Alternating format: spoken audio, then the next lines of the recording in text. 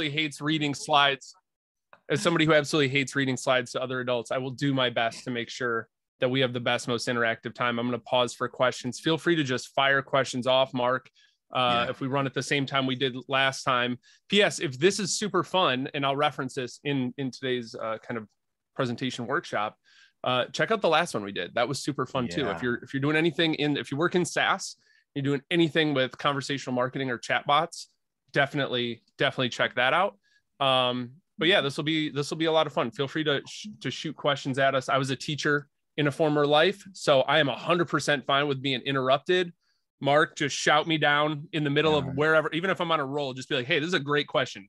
Chill for a second. So I'm going to get real excited and animated here in a second. Johnny, we'll make sure we get that to you. I think I'm going to pop it in the chat in a second now, Johnny. Ask for the... We'll make you wait to the end. It's the opt-in. That's what we're going to do. There you go. Do the marketing thing. All right. There you go. So cool. Brendan, if it's all right, I'll go ahead. You go wild. You go straight for it. Let's not keep the people waiting. Love it. Let me share the screen and we'll go straight into presentation mode. Can we see all right? Are we good? All good for me. Yes. Sorry. All right. So today we're talking about SaaS SEO that actually works. All right. I'll try not to get distracted by the chat while I'm talking. Cue the silly like Instagram inspirational quote looking picture of me in the bottom corner here. But I'm really excited. Look, like I'll be blunt. Let's start here, right? So if you're a SaaS company, and I know that like most places, most like workshops, webinars try to like weave this in. I just don't care about that stuff. So I'm just going to say it at the beginning. If you're a SaaS company and you're looking to work with anybody outside, a consultant or an agency, the discussion should be between growth sprints and powered by search. We should be the two people you're talking to. We offer very different things, and one of us will be a great fit. But that should be your search. Can we just say, is that fair, Mark? Can we say that to start? I feel like that's eminently fair, man. Cool. Awesome. So this is me. This is what I do. I've also learned over time that the only reason we always start these presentations with like this big qualification deck of like my NASCAR slides of all the brands I've worked with and all this other stuff. And what I've learned, a mentor told me at one point, people only want to know your qualifications if they disagree with you. And since my goal today is not to be the smartest person here, is make everybody else the smartest people here or in their company or in whatever, because I know there's a lot of agency people and other people here as well. If, we do it right today, you won't disagree with me because you'll come out of this feeling a lot more empowered, a lot smarter. So we'll skip the NASCAR slide. We know that this is the pain point we're solving, right? Everybody here knows this. If you work in SaaS, sure, retention matters. Sure, activation matters. And there's a big place for those. I think that a well-rounded marketer that works in SaaS, especially SaaS SEO, should be working into those skill sets. But acquisition is the thing your boss cares about almost universally, whether it's a CEO, a CMO, or a VP of marketing, or even a director, whatever stage your company's at, or whatever that structure looks like, they care about acquisition first and foremost. So that's where we are going to come into this. So we're going to talk about some SaaS SEO basics. I'm going to give you some stuff you didn't even think you were going to get out of today, some real like secret stuff that nobody talks about. We're going to talk about the #1 Google ranking factor that I feel like gets left out of the conversation, but it is the most important piece of SaaS SEO and putting together a strategy that makes sense. And then I'm going to actually give you my framework, like piece by piece, exactly what I do. I'm going to walk you through a couple campaigns. We're going to actually flesh this out. Like I said, if you have questions, drop them in the chat. I'll try to keep myself from clicking that little, because I can see the notifications popping up and getting bigger and bigger on my screen. I'll try to ignore that and stay focused here. If I hop into the chat, Mark, it's over. I'll keep you on track. Don't worry about it. Appreciate it, man. Appreciate it. So let's talk about some basics here. The biggest thing, whoops, I already spoiled it. The biggest thing here is we got to define SEO. So I think a lot of times, and let's be also really clear. These slides are not for you watching this. You're here because you get SEO. These slides are for you to use later and like change your thinking about how you have to educate your team, right? Whether that's a director of demand gen or a CEO or even a CMO who doesn't get SEO, they might think this is how we defined SEO, right? It's blogging once a week and you do your keyword research and you put your keyword in the URL and then you make it bold. That became a thing again because of some tweet from some guy from Google. That's so weird. And then you have to, like, they think it's a formula, and it's just not. Right. And frankly, like most of it, you know, I had this the other day, somebody that I was working with was like, well, I Googled some things and this blog post is too long. It said best practice is 2,500 words per post. What is that based on? Right. And they don't because they're a product marketer, and bless their heart. It's not their job to know those things. But if you try to Google this stuff, you're going to get a bunch of generic. I mean, you all know this. The SEO results around learning SEO are abysmal. They're awful. Like, it's just these big sites writing generic content that is 99% of the time based on another article that they read about it, which was based on another article somebody else wrote. Right. And it's, you know, it's 6 months or what like, let's just skip all that. There's no need. This is a skill, very much like charisma. It's a beautiful bridge, Mark. It's a skill. It's a process. I'm not going to answer the question, what SEO tools do I use? Because they don't matter. And it's certainly not keywords. But this is where people start a lot of times. And I get that, right? You get in your Ahrefs or SEMrush or whatever, a phrase or something like that. And you're like, all right, it's keywords and it's this and it's that. It's not, I promise. We're not going to spend time talking. I'm not going to teach you how to use Ahrefs today. That is not the goal of this. The goal is to actually get some work done. So we have to answer this question first. Why SEO? And again, you're already here. This isn't for you. This is for you to have and be armed with when you would go into discussions at your company, right? We're going to pursue SEO because a site with no SEO strategy looks very much like this, right? It is, we publish a post, it gets traffic, and then that traffic falls off. And then we publish, whoops, my mouse is getting super jumpy. We publish a post, it loses traffic. We publish the next post, it gets traffic, it loses traffic. We publish the next post, it gets traffic, it loses traffic. And your analytics look like this. I've just styled it to be on brand, right? And what you're working with here is very much this spike of hope and flat line of nope. Looks like my slides are a little funky today. That's fine. That's such a good slogan. It is, and it's not mine. This is where I'm going to give credit where it's due, right? And you can feel free to give credit and then steal it you give credit twice and then you steal it for your own, right? That's what I do with jokes. Spike of hope, flat line of nope comes from Rand Fishkin. It's a brilliant analogy, but it's a way to explain to your CEO why the traffic is not growing, because we're just having this spike of hope and flat line of nope over and over and over again. What we need, in this one's mine, is the spike of hope and then the rising slope, right? I had to rhyme again. It was really rough, but that's with a site with a good SEO strategy has these compounding effects. And this is what your traffic starts to look like. You still get that spike of hope and that goes down, but then the SEO part kicks in, right? The discoverability, which is a good framing for SEO. Stop calling it SEO, start talking about writing and creating for being more discoverable, right? You end up with this compounding effect in terms of your traffic. Now, the thing that nobody's going to tell you that I'm fired up about, you can already tell, like, my rate of speech increases dramatically, is this. Dave Gerhardt literally just posted this, and I was like, that's so, like, today, so silly, because this is exactly what we're going to talk about, right? I can give you this advice and that's easy. But if I don't touch on the internal politics, the sunk costs, the legacy processes, and the teams that don't disagree with you, this is worthless. It's a worthless presentation because it's tactics that you can't implement. So I'm going to give you 3 things right now that are going to help you actually use what I'm about to share. Right? Again, if I just jumped into the tactics, like how to build links, how to write, like, it doesn't matter, because you're going to take this back to your team and you're going to run into all these, like, pretty much running into a wall. Right. So let's talk about, here's a slide. You can steal this. How to explain SEO to your CEO. Beautiful phrasing.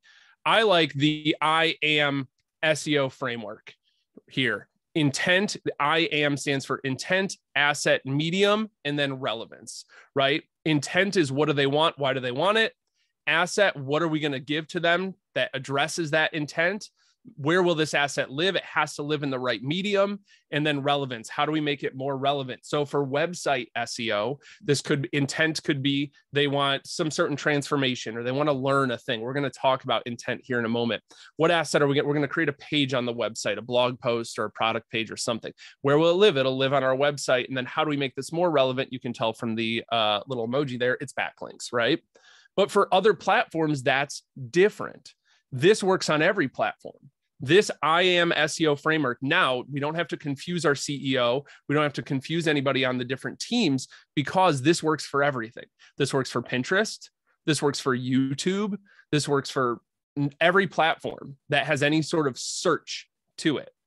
We can use the I Am SEO framework. It's one of the best ways. And again, I want to arm you with the ability to, I'm trying to like personally move away from using like military and, like munitions related terminology, but I want to give you this piece so that you can take it into your team and be able to actually get SEO done at your SaaS.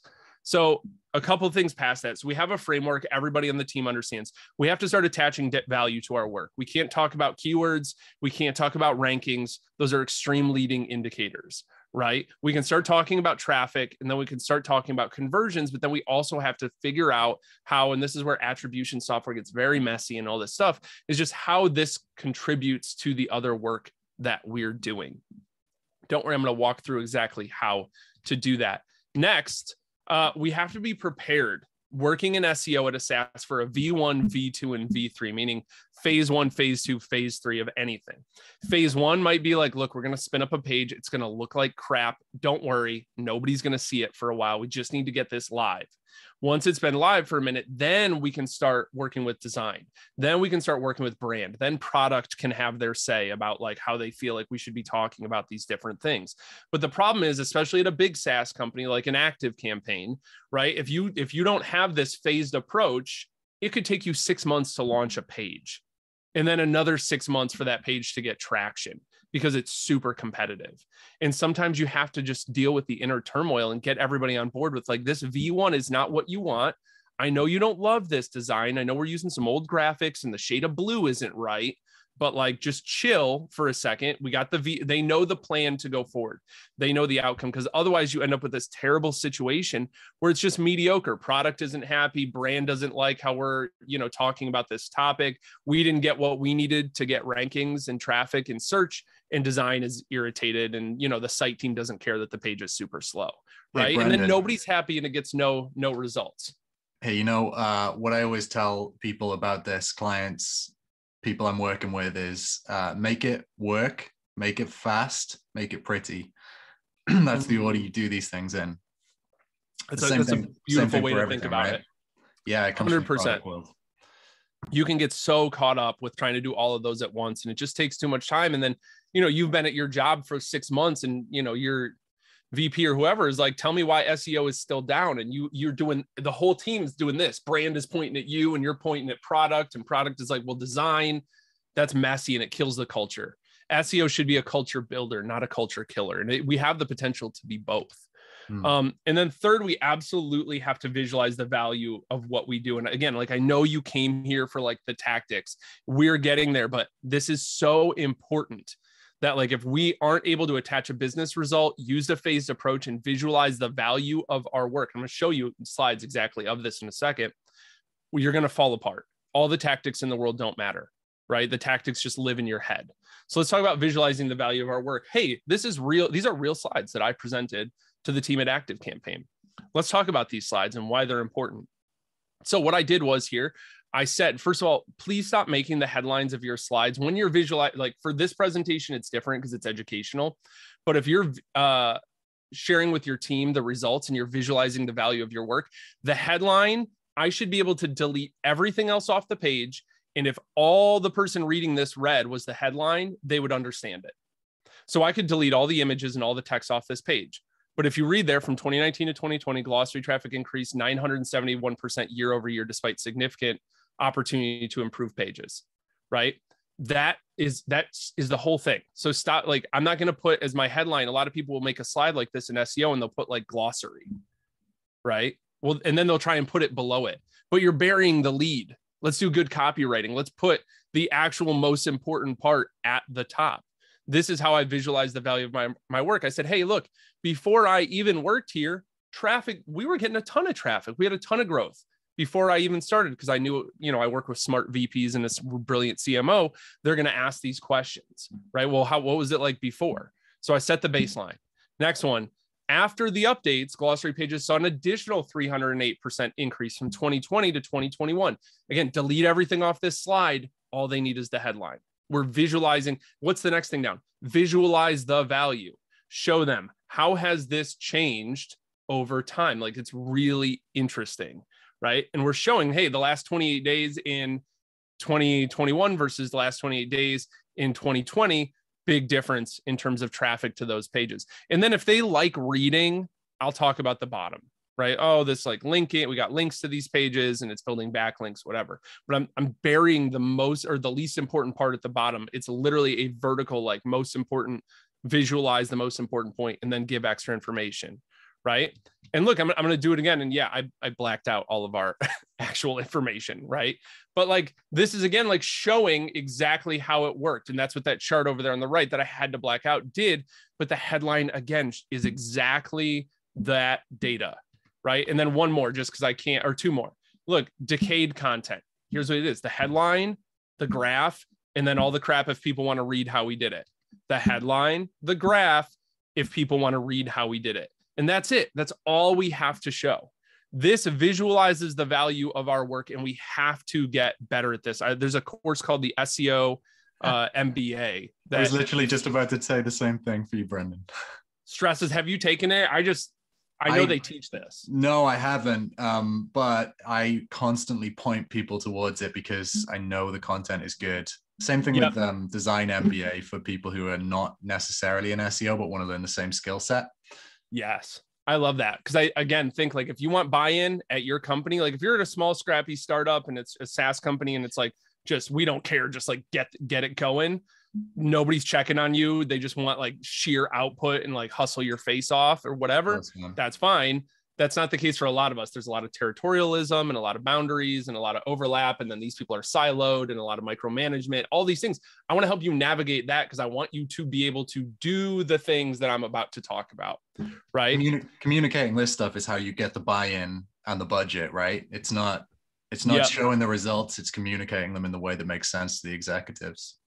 Absolutely. And the slides, like, look, I'm talking over these slides, but like, what if I didn't? What if they just forwarded the deck to somebody? I don't want questions. I don't need 400 things on a slide, right? Even this, like, let's be honest, this is a trash slide. I would redo this. The headline's way too long, right? That graph on the right should be the main thing. And there's way too much text on the left, right? That could be way better. This is a much better slide. What do we do? What was the result? What does that look like visualized? How do we do it? Perfect. Next, I want to talk about this like number one ranking factor that I don't think anybody talks about, and that's search intent. Search intent matters more than anything else. It's the number one piece of the I am SEO framework. This is what you need to stress when you're talking about SEO to other people at your company, whether it's the content team, the growth team, like whatever way it's structured at your company. It's a weird thing because SEO is often couched in demand gen, but by nature, SEO is demand capture. It is not demand gen. We are not generating demand with most of the searches that people are doing. We're capturing existing demand. So we have to understand search intent. And that means really getting inside the head of the searcher and being like, what do they want? They're Googling this phrase, but what do they want? Right. And sometimes like, well, they want information. Yeah, but why? Why do they want the information? Do they want a more stable career? Do they want to get more? Like, there's some reason that something your SaaS does. They're searching for this, and there's like 2 layers deep that we need to go through to get there. So, but this is what you'll see. If you go Google search intent right now, this is what you'll find. You'll find this wonderful article on Ahrefs that says there's 4 types of search intent: informational, navigational, and 2 other ones. It was published in 2019. And I think it is abysmally wrong. Same thing, Sujan Patel. Look, the whole industry is talking about it this way. The search intent matrix, 4 different kinds, like also wrong. Right? 2018, this is currently ranking number 1, I think, for search intent. An article from Yoast, 4 types of search intent: informational, navigational. Wrong. It's all wrong. And I'm 100% confident calling this out because this all comes from a 2007 article that Rand Fishkin wrote.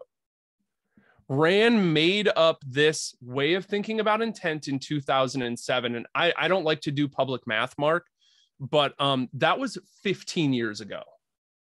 I want to say SEO has maybe changed in 15 years, right? Like these are the memes from 15 years ago. If you're old, like I'm 37, it was chocolate rain and leave Britney alone.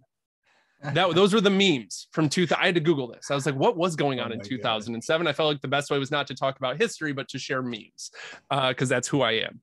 But like, this is old. this is, look, that doesn't even look like a blog post. You know why? I had to look in the Wayback Machine to find it, right? I had to go to archive.org and like find an old scraped version of it, because like we're just still parroting the same thing about intent. And again, like the SEO, the results, the Google results around learning SEO are usually really problematic, because people are just like, whatever, we got to keep the traffic, keep your number one ranking. And if they talk about how intent actually worked, they might lose their rankings. So you're like, Brendan, what do I write? How do I do search intent then? You've bagged on all these, and I'm not bagging on them. I think it's just they're playing the SEO game, right? You end up with that like 2 pages. If you've ever Googled stuff, especially relating to marketing, the first 2 pages are just pure copycat content. It's just every article says the same thing. And it's just like hard pass, have an opinion.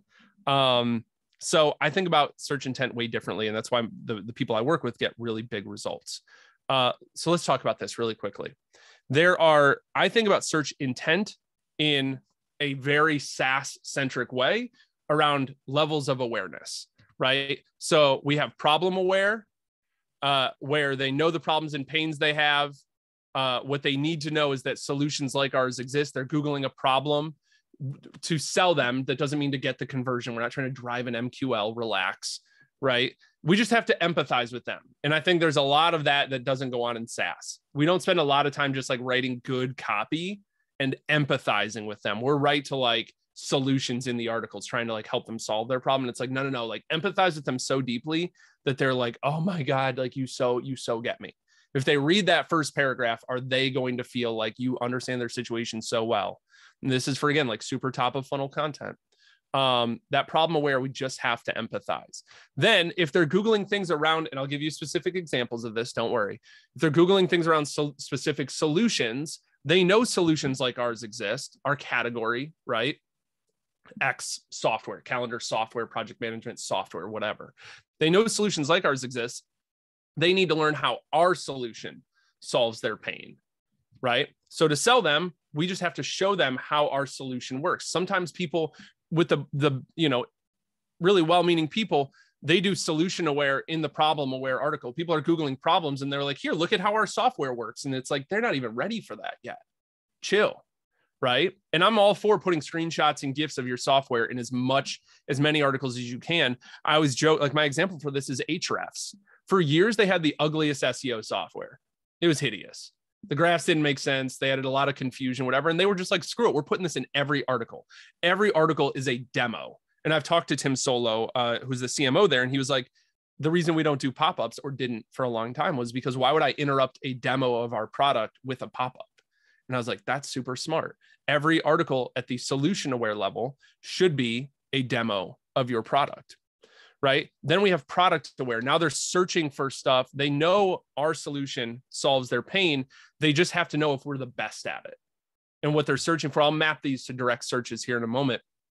They just need to know if our solution's best for them. So all we have to do is prove that we're the best. Again, some people try to do this in the problem aware phase.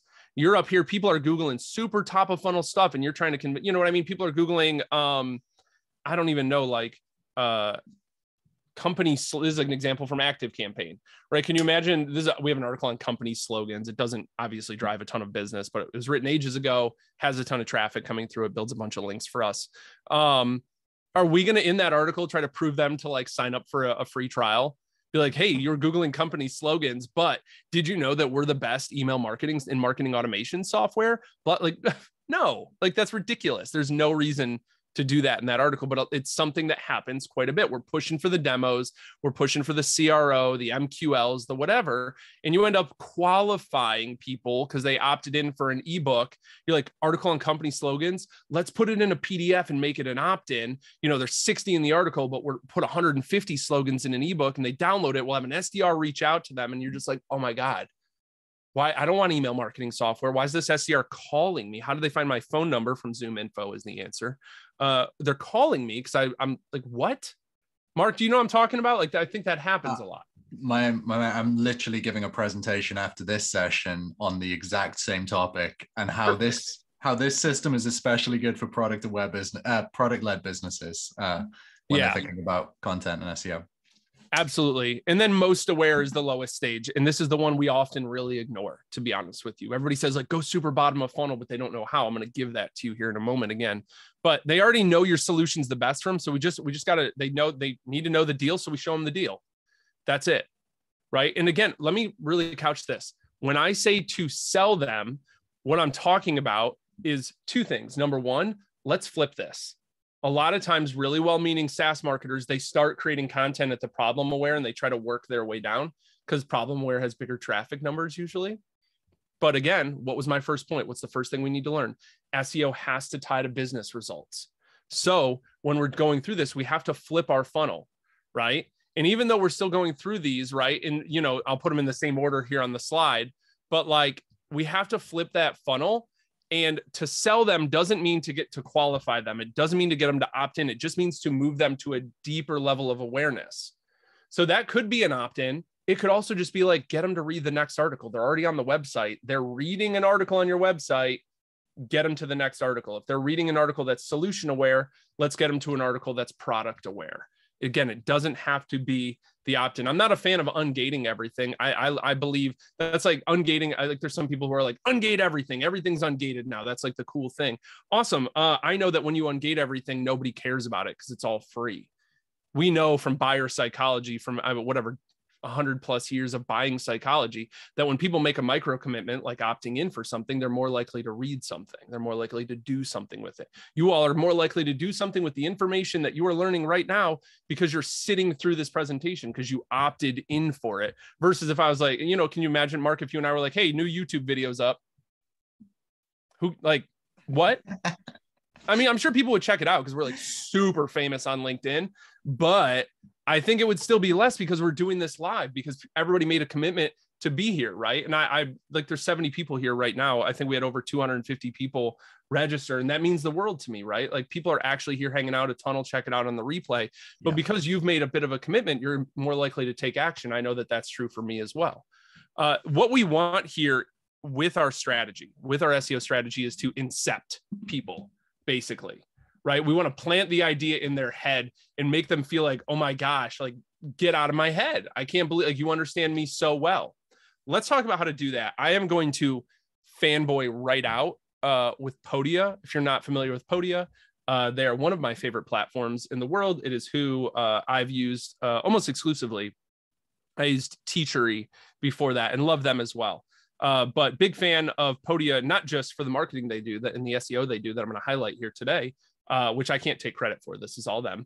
They also have a wonderful director that I used to work with named Benjamin Elias, and a couple great people over there that I know. Regardless, I'm going to fan out over them because they're doing a lot right. So we're going to use them as the example. So let's talk about this. I told you we're going to work backwards, right? This is where we get super tactical. So this is the most aware stage. This is people Googling things. They know that our solution is best for them. This is where you start as a marketer, right? Look for things where it is clear they already know that we're the best. They're just looking for the deal. Googling, can you imagine Googling? This is where it comes like down to like put the pricing on the website. You don't have to put it all on the website. Like we're an enterprise solution and everything's custom. And it's like, how are you software then? That sounds like a service if everything is totally custom. But you have to have a pricing page. You have to. I worked with clients in the past. They're like, well, we don't want to put the pricing on the website. I'm like, you still have to have a pricing page, right? Put a minimum on there. Right? You know the minimum, just put it on there. It's going to save everybody a ton of time. Well, we don't want our competitors to know our pricing. Friend, they know your pricing. Trust me. No, you don't have some sort of like state secret here. They know, right? Wouldn't you say? I always tell them as well, like tell people who worry about that like if they don't say what their pricing is, their competitors will say any price.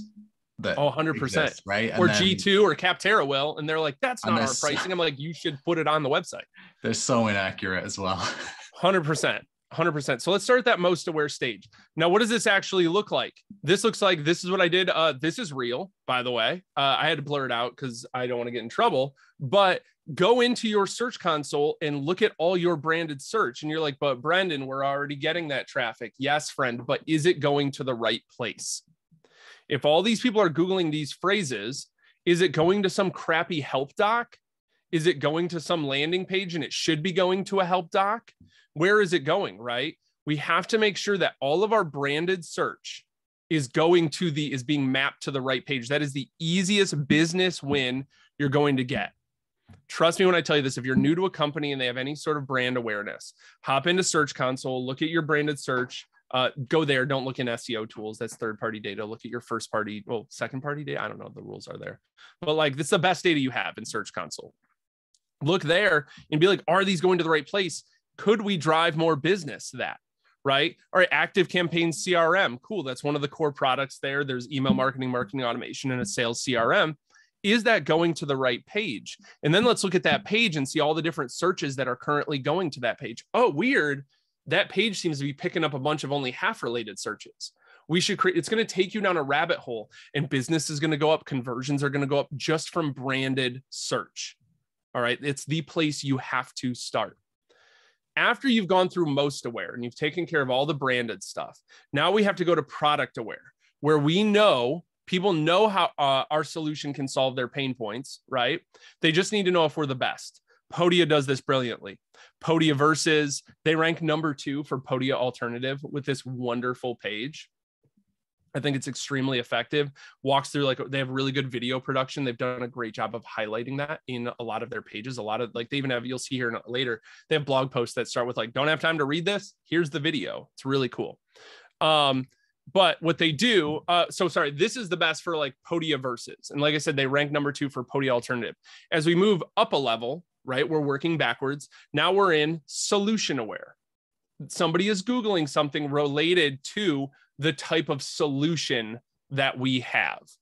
All right. So as we're moving in here, we have to understand that they're searching for platforms, softwares, all this stuff. And we just have to show how our solution solves their pain. So what they have these, Podia has a best online course platform page, best online community platform page, best digital products download platform, which is their 3 core functions. With those 3, like, that covers a lot of solution aware searches. They're playing the game, and you can see in there, yes, it's a comparison page to some degree, but this page is actually quite long and goes into a big evaluation about why they're one of the strongest online course platforms. So it's fantastic for solution aware. And I know we'll get back to that in a second. I wanted to highlight this too. I wanted to actually show you, right? Because if I just sit here and say like, oh, they do well for this stuff, at solution aware, the competitor play absolutely works, right? They're not necessarily sure that you're the best solution for them, but I think that this, like, alternative, and I think this bounces a little bit between product aware and solution aware, but they have gone hard. And I know a lot of SaaS companies are like, we don't want to like call out our competitors. And I'm like, first of all your buyers already know. They already know all your competitors. Stop pretending they don't. Well, we don't want to like talk about them, because then people, like, you're not, like, a good example, like ActiveCampaign. Why wouldn't we talk about HubSpot?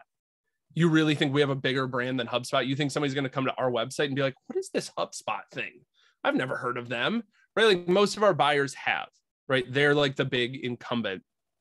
So talk about your competitors. Podia gets a ton of traffic, not just traffic, but very high intent traffic. And they've created tons of these pages. I think it's a really strong play for them. So this competitor type of strategy, I call this revenue focused content. We'll get into my framework here in a little bit. I think does a tremendous amount. I knew we were going to get this question, Mark. I know when we were talking before, you were like, I was going to ask this question too. I call it the G2 question, right? Like, what do we do? What do we do about G2? What do we do about Capterra, right? What do we do about software advice? It's a great question to ask, because the only thing cooler than ranking number 1 is, oh, I'm so bummed that this got blurry, or at least it looks blurry on my screen, is ranking like number 1, 2, and 3. So this is a former client. ProCare software, child care management software was their core category. We had the ad up top, number 1 in the ads. We had paid, I think this was paid to like rank on software advice, which might even be also owned by Capterra or something. There's like a bunch of them that are like the same. We were number 1 in software advice, number 1 in Capterra, and then the organic ranking. So we were number 1 in the first 3 rankings plus the ad. And look at that snippet. That was crazy for a while. That featured snippet, it doesn't just say like ProCare at the top of it. It's like ProCare is a child care management solution designed like blah, blah, blah. Like, what a great ad. That's perfect. But stuff like that happens when you do pay to be on these platforms. So figure out, hey, SEO can work with the other teams. These are keywords we're going after. How can we also, right? Paid, a lot of times people are like, all right, paid social, paid search. But what about these platforms? Is it worth it to be on them? Sometimes it is, and you can't treat it as direct response. I've heard from so many people, we don't want to pay to be on Capterra and G2 because we don't get a lot of leads from it and they're not very qualified, blah, blah, blah. You're looking at it wrong. It's not direct response marketing, right? At that point, people are doing their research on different solutions, showing up there and being that above the fold. I think when I go to most G2 pages and they're listing out the best softwares, there's like 3 above the fold. And if I don't see you above the fold, I'm like, oh, these must be like the best 3, right? So being above the fold there, maybe they click the ad, but only 1% of people or less click on ads. Being number 1 in software advice, that's 30% of people click that link, right? Another 20% are going to click Capterra, and then we get the rest with the third, pretty much, right? This is a campaign, and this drove a ton of business for them. So again, let's think about business results from SEO and not just like traffic or rankings, right? Because you could very easily be like, why are we ranking 3rd? And it's like, it's a bigger piece of the play. So work with your paid team to do better at SEO. And then all the way down here if my thing stops freezing, all the way down here, I say down, but it's actually top of funnel at problem aware. This is the last place I would go. I would make sure we've covered our bases on all the other levels of awareness, and then go into problem aware, right? How to create, sell, and profit from an online course. There's that great video with Len wearing his beautiful purple sweater.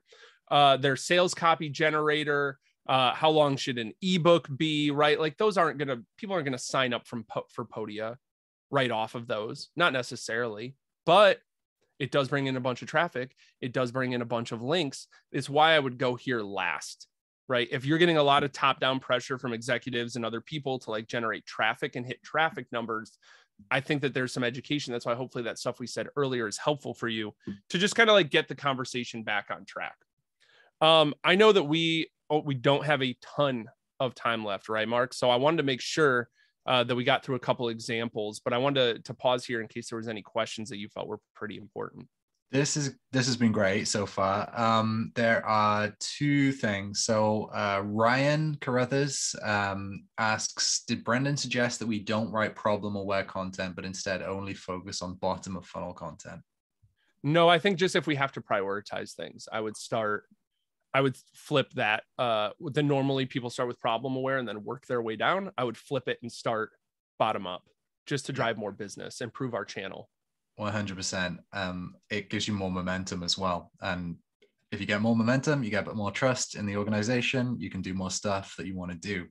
And then someone anonymously said, regarding calling out competitors, my company has definitely received cease and desist for doing this on our website, even when we don't explicitly call them out by name. Yeah. How do you feel about that? I mean, a cease and desist is a piece of paper or an email. Right. Take us to court. I don't know. I would flex that personally. I'm not a founder, so I can't tell you. Here's how I feel about it, and I've written one of these today. I personally try to actively send people to competitors, and the reason for that is because if I'm delivering a piece of content for Powered by Search, obviously a client, and the people who I'm trying to convince are like actually bad fit prospects because they really should be going to, I don't know, Thinkific when I'm trying to write this page for Podia. Like at the end of the day, that's my reputation. That's the company's investment. And it's going to be so much harder for me to, win buy-in, right? So like providing a good recommendation and an honest and deep recommendation for someone to go and try the other thing when it's right for them versus understanding your own positioning and messaging and going, here's like why we are really good at this and we're the right fit for you if X, Y, and Z. That's what I do. So rather than dunking on them entirely, just say, this is what we think. Yeah, 100%. As long as you're not, look, like from a legal standpoint, as long as you're not lying, if you're factually wrong, if they're like, hey, you got our pricing wrong, we want you to take this down, be like, I'll fix my pricing. What's your pricing? Right. So, or whatever, be like, oh, I got it from G2, and like then link to the source, like per G2, this is their pricing, right? You know, if I was Podia and somebody was like, hey, you know, Kajabi's like, you can't put that, or Teachable or Thinkific is like, you can't put that on there. Be like, you know, I could just link out at the bottom, like just put sources at the bottom of the page and link out and be like, you got to go talk to them. I got it from another website, right? 100. I've cited my source. I'm just sharing information that's public. But like, if you're like a small startup and you are, let's do like the email marketing space, and Mailchimp is like cease and desist. And you're like, well, I don't feel like getting tied up in legal fees. That is a business decision you have to make. But I think it is a kind of a punk move from a bigger company to do that. And if they are in that, I mean, make sure that information gets out, right? Like, I don't know. I'm hyper competitive. So I'm like, I would be like, oh, that's weird. TechCrunch, you want to talk about how Mailchimp, and I'm not saying they do this. I'm just using it because they're like a big, well-known competitor in email marketing. But just like, you know, oh, TechCrunch, you know how XYZ company defends their SEO moat by threatening to sue anybody who mentions them, right? Like, oh, interesting. So I think things like that, there's ways to handle that. And if they're going to go lowball like that and send C&Ds for nonsense, they're playing the wrong game and their eye is off the ball anyways. Yeah. I did want to talk about this really briefly, tactics versus strategy. I've given you a bunch of tactics. I want to give you the strategy. This is my 4-part growth framework. Now, again, like if you, I know we'll share that link too. If you want to check out the one on conversational marketing, let's definitely check that out. But I want to talk about these other 3, right? So there's product and content led SEO. Now, this is how I would, if I were at your company, how I would structure our SEO and content kind of plays is under these like different pieces. So product and content led SEO, most of us watching this understand content led SEO. That's what we've been talking about so far. Product led SEO, the way I define it, is when we're able to make parts of our product public, and those are able to get indexed and things like that. Sometimes companies are purely product led, like a Properly or a Zillow or something, where like all the addresses are public and they get a tiny bit of traffic, but in aggregate, it's a ton. Right? Or like a Trello, how like Trello's boards could be public and rank for things and bring in traffic. So there's definitely things like that. If you can't make your product public, make your product data public. So if you have data, keep it an ongoing dashboard, right? Like if you're an email marketing company, have an email deliverability dashboard of like currently, like what's your deliverability percentage? And like, that would be really cool because it would always be live. It would be updated and people would link to it. It would show how good your product is, etc. The second one is revenue focused content. So this is where we like throw out the SEO tools and we start talking to sales, success, and support. If you can't build your own, and I call this, I think I stole this from Amanda from Spark Toro. She's talked about a customer advisory board, right? Have 3 or 4 like ideal customers that pay for your product. Reach out to them, make friends with them, bounce ideas off them. If you're doing SEO, hey, well, I'm writing this blog post on this, like you blah, blah, blah, blah, blah. But if you can't talk to customers, or you already have that customer advisory board, talk to everybody who talks to customers. I call it the 3S strategy: sales, success, and support, right? The 2 questions I ask them, please steal this. I know we're like throwing this in at the 11th hour here, so hopefully you're still watching because you're a champ, I ask 2 questions. Number 1, what is a question you wish you never got asked again? Right? If they're getting asked a question so much that they're sick of it, we should have a couple pages on the website that address the nuance of that question, because people are Googling it. I don't care what the SEO tools say. Second question is, I'm totally forgetting now my second question. It'll come back in a second. But we want to make sure that we ask them those questions, just have a better understanding of like what the customers actually want. So talk to your customers, then talk to the people who talk to customers, and back into SEO terms. This is where you get to get really creative, get out of the SEO tools, actually talk to people. And then the last one here is authority building, where we just look and we really focus on not building backlinks, right? In SaaS, you either are doing, you're begging for backlinks with outreach emails, which that usually sucks because people get those emails and they're like, oh, that brand begs for backlinks, they suck. Or you buy them for $700 to $1,000 a piece. And don't get me wrong, like I've sent out probably tens of thousands of backlink begging emails. I've done that. It sucks. It's a horrible job to do, and the ROI isn't that great.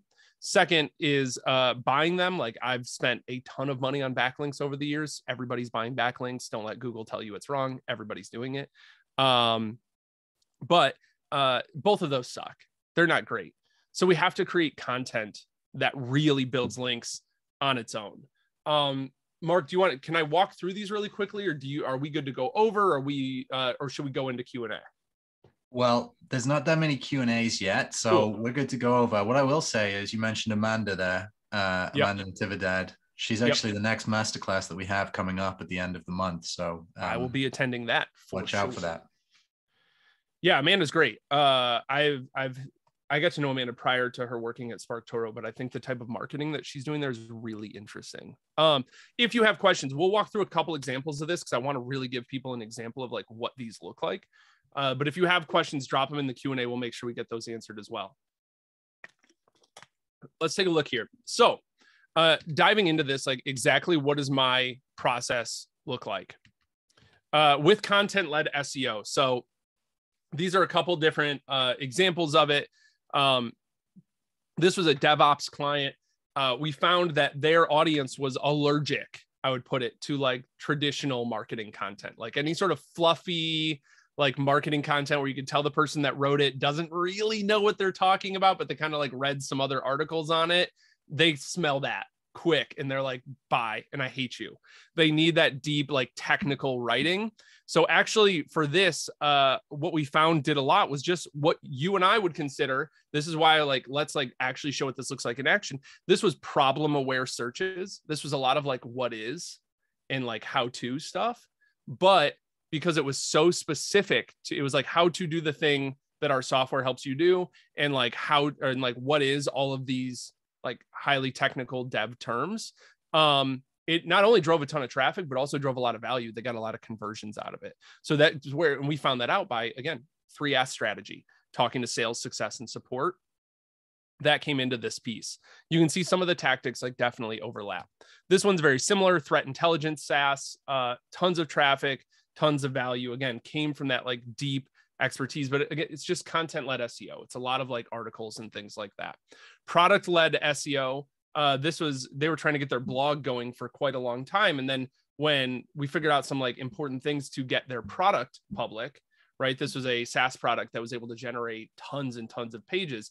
In aggregate, the traffic took off, right? And that was hugely impactful for the business. Again, like making the product public, making the product data public, if you can't do that, or just creating some sort of clever kind of dashboards and things around average data, aggregate data that you have access to, will build a ton of traffic.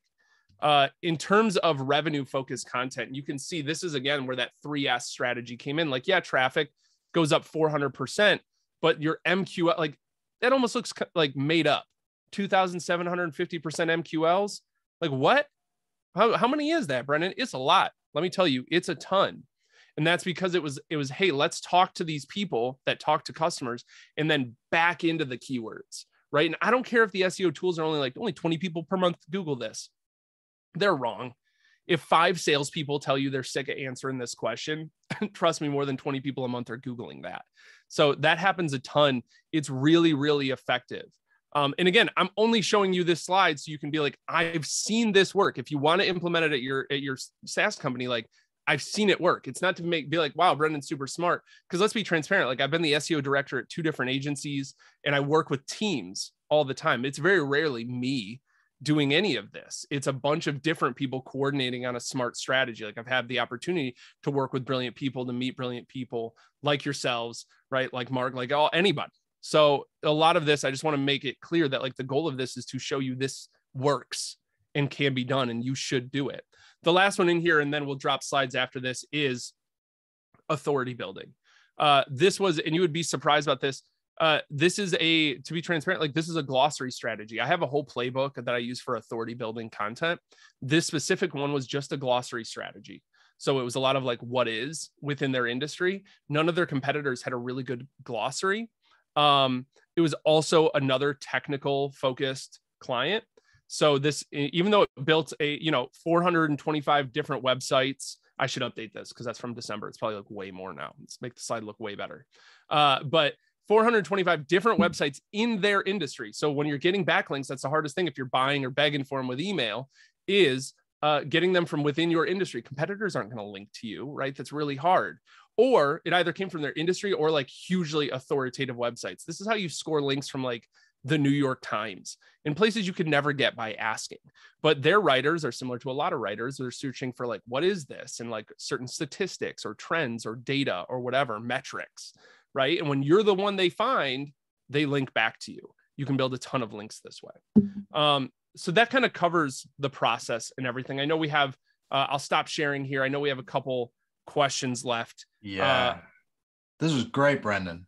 Yeah, of course. Sorry, man. I caught fire at the end because we were right at time and I wanted to make sure we gave as much value as we could.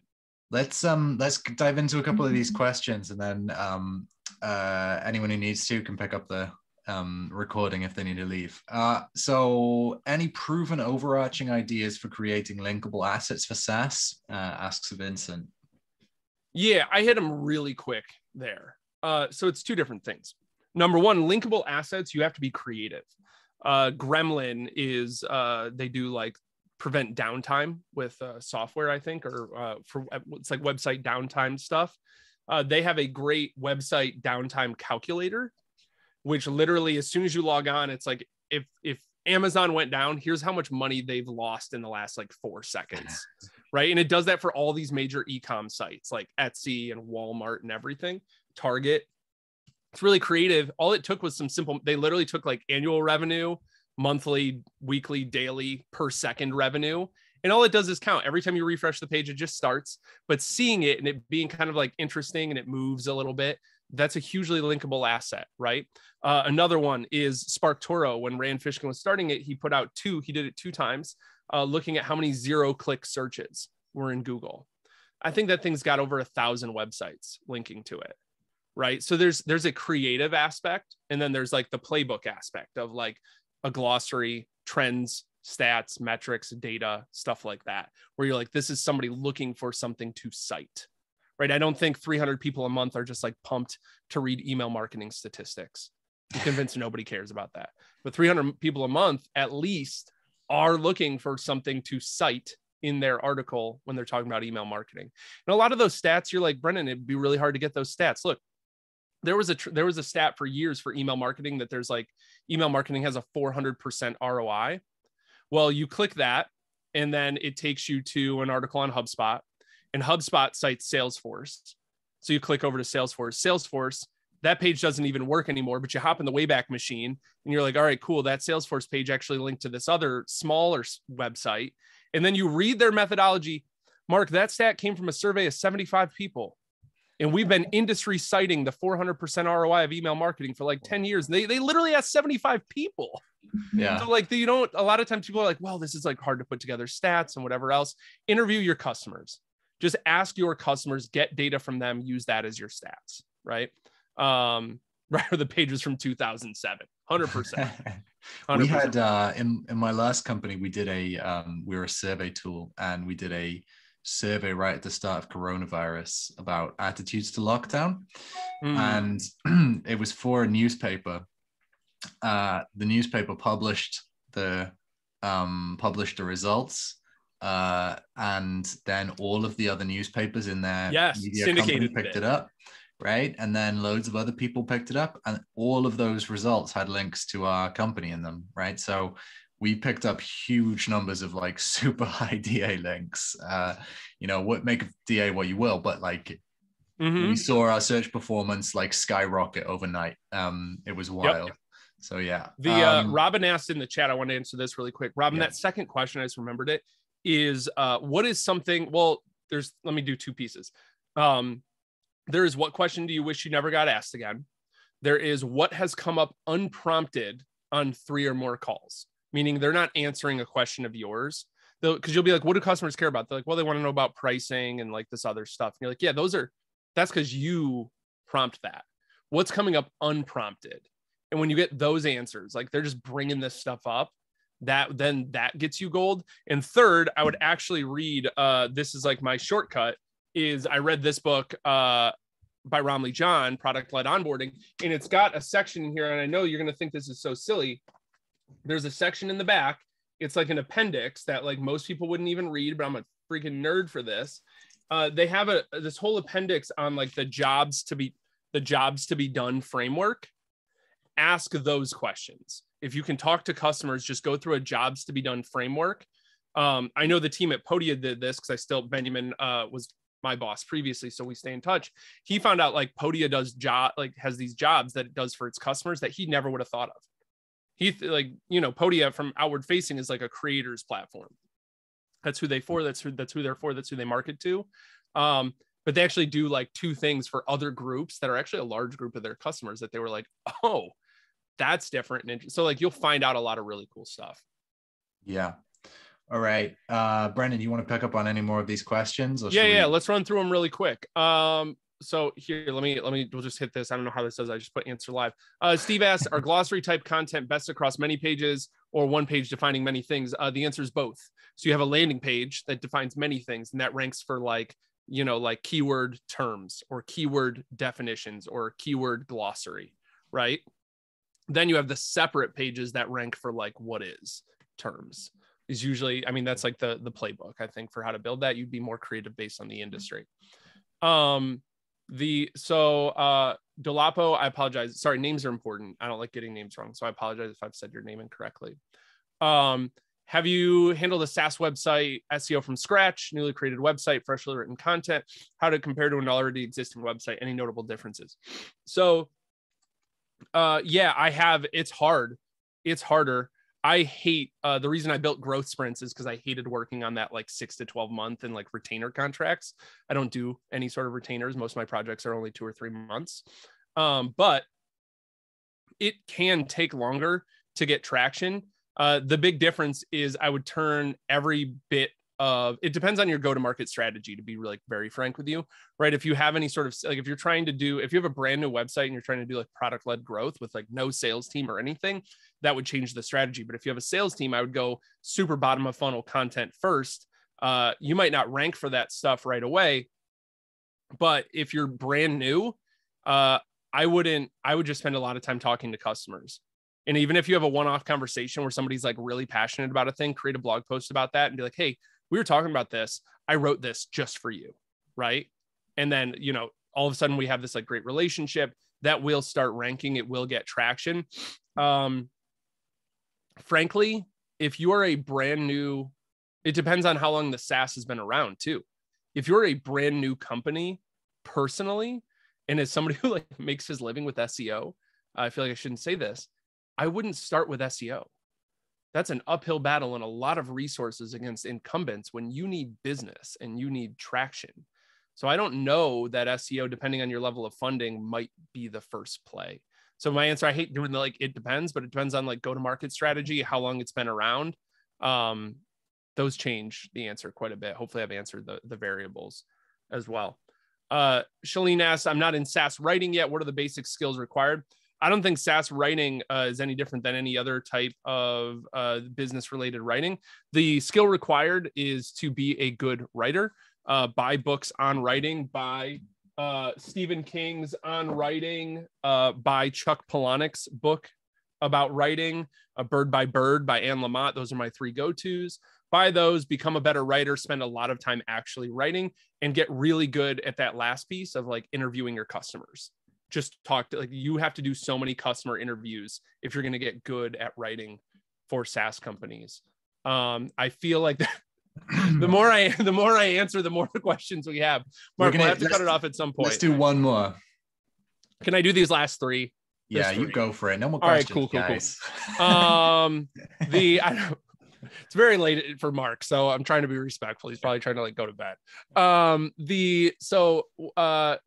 Shalene, I just want to answer the last question you asked. Do you offer any courses? I do.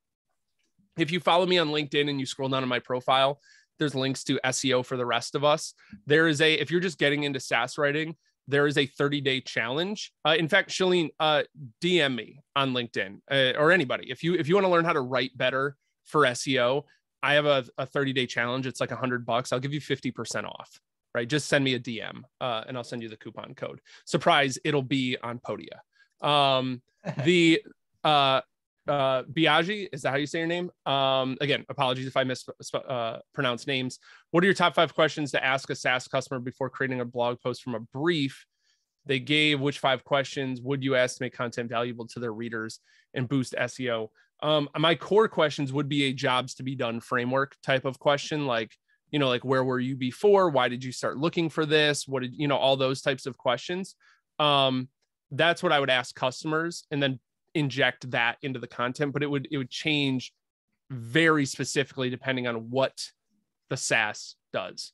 So if your SaaS was a productivity app, that's very different than marketing automation, which is very different than, like online proposal software. I'm just like making up things that I use. So that would change it very differently. And then the last one, I have a client that is in SaaS that is very against creating blog content. That's going to be awesome. They feel like technical updates and some keyword updates, their main landing page is the way to go. Any advice on convincing them otherwise or doing other updates for the site to improve SEO overall? So they're a client that believes in SEO enough to pay you, but not enough to create blogs.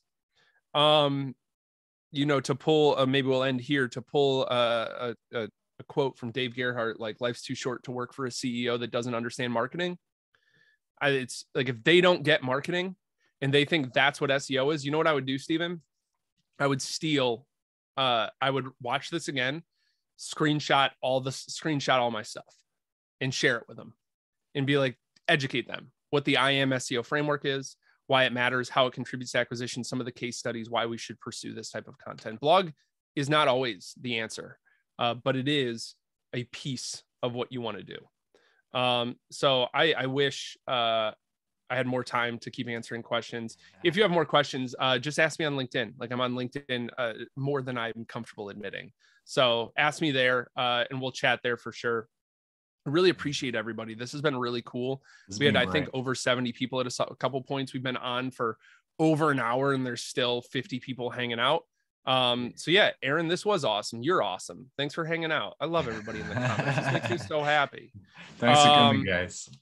Yeah, of course. Thanks so much for coming. And like I said, any other questions on, check us out on LinkedIn. And if you are a SaaS company looking to either hire a marketer, consider working with Powered by Search or Growth Sprints First, or if you're looking for an agency or consultant, we're the two people. I'm the guy that wears the shirt of his own company on workshops. So that's a tattoo. 100.